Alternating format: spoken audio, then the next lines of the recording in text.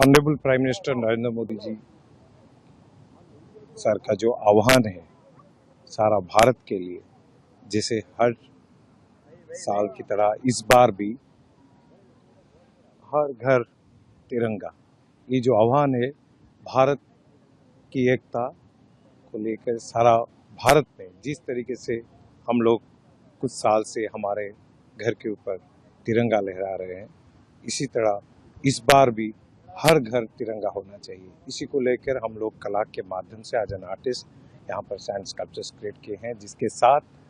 यहाँ पर जो पर्यटक से लेकर लाइफ गार्ड से लेकर जो डेली लोग हैं बीच के ऊपर, आज सब लोग यहाँ पर इकट्ठा होकर हर घर तिरंगा की नारा दे रहे हैं।